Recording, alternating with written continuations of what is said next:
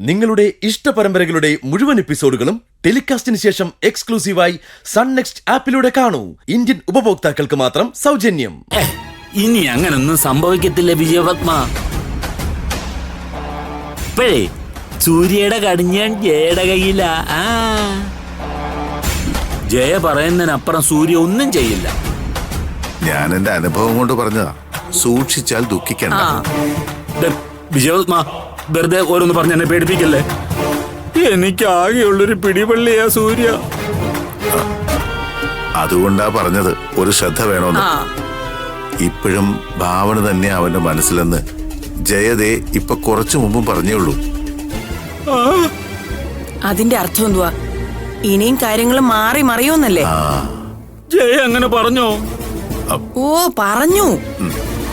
ഭാവനെ സൂര്യൻ തമ്മിലുള്ള ബന്ധം അതാണല്ലോ. അങ്ങനെയെങ്കിലേ സൂക്ഷിക്കണം. ഈശ്വര, അവസാനം കണ്ണീരും കടവരാന്തി ആവോ? പറയാൻ പറ്റില്ല. ഞങ്ങളുടെ അനുഭവം വെച്ചാണെങ്കിലേ പലതും സംഭവിക്കാം. അതുകൊണ്ട് സൂര്യയെ പ്രത്യേകം ശ്രദ്ധിച്ചോണം. ഓ, അത് ഞാൻ ഏറ്റു. ഹലോ,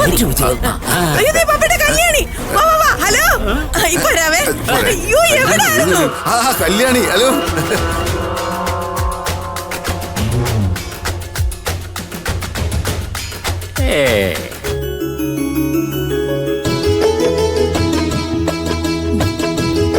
ഇത് കൊള്ളാല്ലേ? മതി.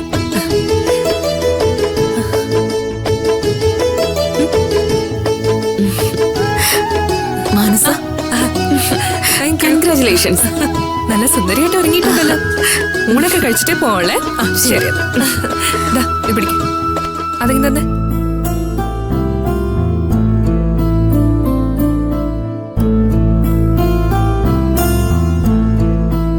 മോളെ. ആന്റിക്ക് ബുദ്ധിമുട്ടൊന്നുമില്ലല്ലോ? ഒരു ബുദ്ധിമുട്ടുമില്ല. മോള് ധൈര്യമായിട്ട് റെഡി ആയിക്കും. അമ്മേ, ആന്റി ഒന്ന് ശ്രദ്ധിച്ചേക്കണേ. പിന്നെന്താ, അത് നീ പ്രത്യേകം പറയേണ്ട കാര്യമൊന്നുമില്ല. ഞാൻ ഇവിടെ കൺവെട്ടത് തന്നെയുണ്ട്.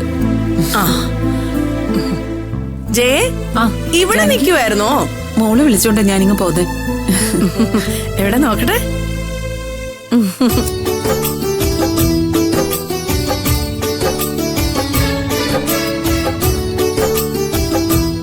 ഉള്ളത് പറയാലോ ജയേ, മോള് സുന്ദരിയായിരിക്കുന്നു. എന്തുകൊണ്ടും സൂര്യക്ക് ചേർന്നവള് തന്നെയാ മാനസ. ഇങ്ങനൊരു സുന്ദരിയെ കുടുംബത്ത് വെച്ചിട്ടാണല്ലോ ജയേ നീ ലോകം മുഴുവൻ സൂര്യക്ക് വേണ്ടി പെണ്ണിനെ അന്വേഷിച്ചത്. അതൊന്നും ഇനി പറഞ്ഞിട്ട് കാര്യമില്ലല്ലോ ജാനകി. ഒടുവിൽ എന്റെ മോന് പറ്റിയൊരു പെണ്ണിനെ ഞാൻ തന്നെ കണ്ടെത്തിയതല്ലേ പല്ലവി മോളെ. പക്ഷെ ആ മോനിയും പൂജയും അർജുനും ചേർന്നല്ലേ നമ്മളെ ചതിച്ചത്. അതൊന്നും ഇനി പറഞ്ഞിട്ട് കാര്യമില്ലല്ലോ. ഞങ്ങളുടെയും മോളുടെയും തലവിധി. സൂര്യ ഇതുവരെ കണ്ടില്ലല്ലോ ജയെ. അവനിപ്പ വരും. മോനിയും അവനോടൊപ്പം വരുന്നുണ്ട്. എന്ത് വന്നാലും അവനെ സൂര്യയോടൊപ്പം വിടരുത്. സൂര്യ എങ്ങനെ സഹിക്കുന്ന ആ ശകുനം മുടക്കിയേ?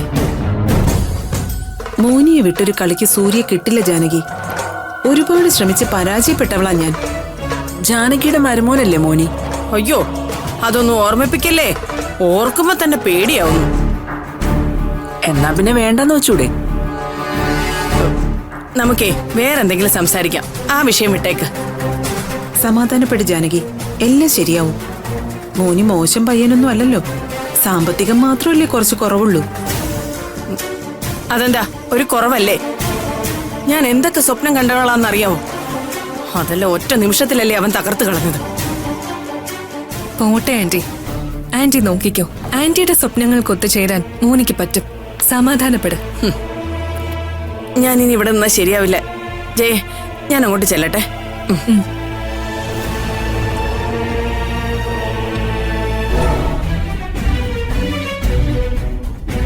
ഈശ്വര, മോന് കാരണം എനിക്ക് കിട്ടുന്ന ഈ കുത്തിന് എന്നാ ഒരു ശമനം ഉണ്ടാവുന്നത്?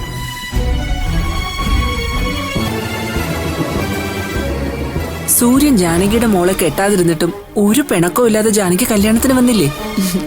അതൊന്നും എന്നോടോ സൂര്യയോടോ ഉള്ള സ്നേഹം കൊണ്ടൊന്നും അല്ല ഏട്ടത്തി. സൂര്യ ഭാവനെ വിട്ട് മാനസയെ കല്യാണം കഴിക്കുന്നത് ജാനകിക്ക് കാണണം. അതിനുവേണ്ടിയാ ഈ ഓടിച്ചാടി നടക്കുന്നത്. എടി ഭയങ്കരി. ഇതുപോലൊരു വല്യച്ഛനും വല്യമ്മ ഉണ്ടെങ്കിൽ ആർക്കും ഉടലോടെ സ്വർഗത്തിൽ പോ. ആ ആൾക്കാരൊക്കെ വരുന്നതാ, ഞാൻ അങ്ങോട്ട് ചെല്ലട്ടെ. ശരി മോളെ.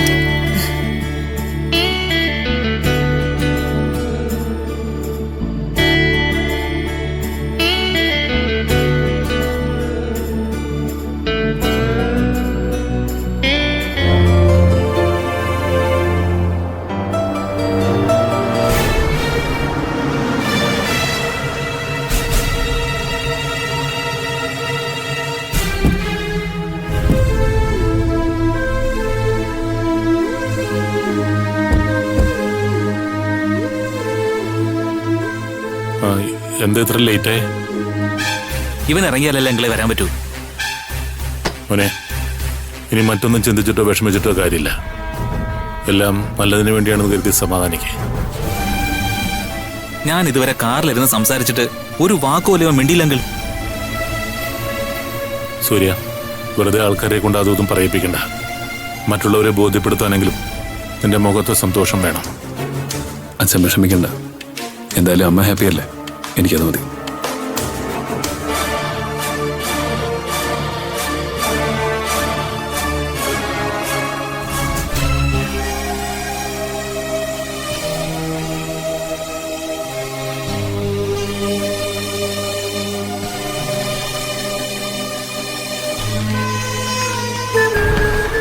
സൂര്യ, വേണ്ടച്ച, എന്നെ ഇനി ഒന്നിനും നിർബന്ധിക്കരുത്. എന്നെ വിട്ടേക്ക്. ഇല്ല, നിർബന്ധിക്കുന്നില്ല. പക്ഷെ ഒറ്റ കാര്യം എനിക്ക് നിന്നോട് പറയാനുള്ളൂ. ആർക്ക് വേണ്ടിയും ത്യജിക്കാനുള്ളതല്ല സ്വന്തം ജീവിതം. നമ്മളെടുക്കുന്ന തീരുമാനത്തിനനുസരിച്ചിരിക്കും ഓരോ വ്യക്തിയുടെയും ജീവിതം. അതെനിക്ക് പറയാനുള്ളൂ.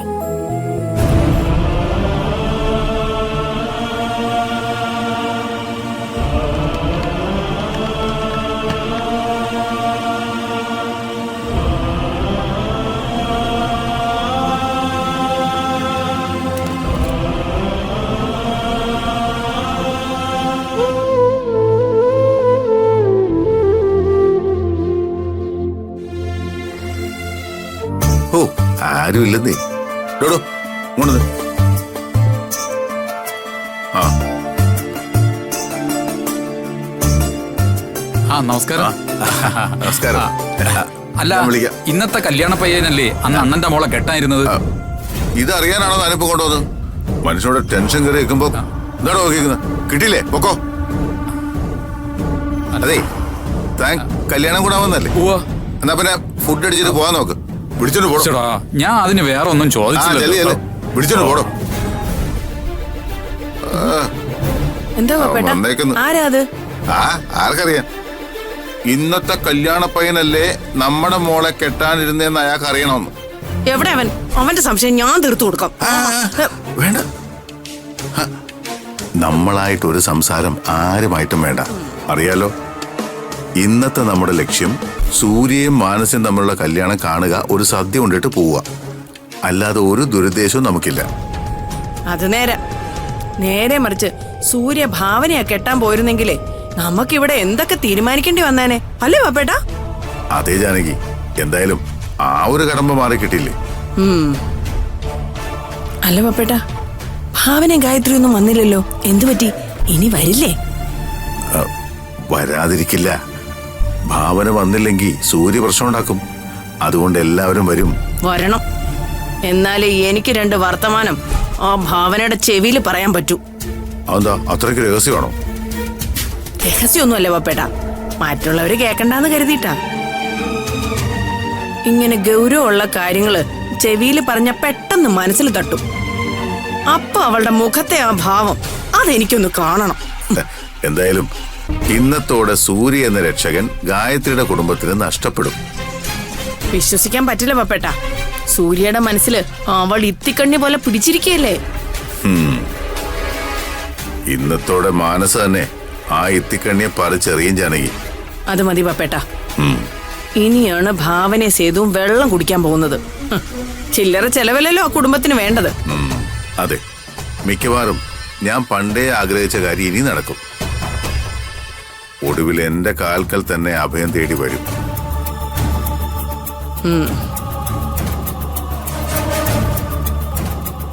വരണം പപ്പേട്ട. എന്നാലേ എനിക്കും ചിലത് ചോദിക്കാൻ പറ്റൂ.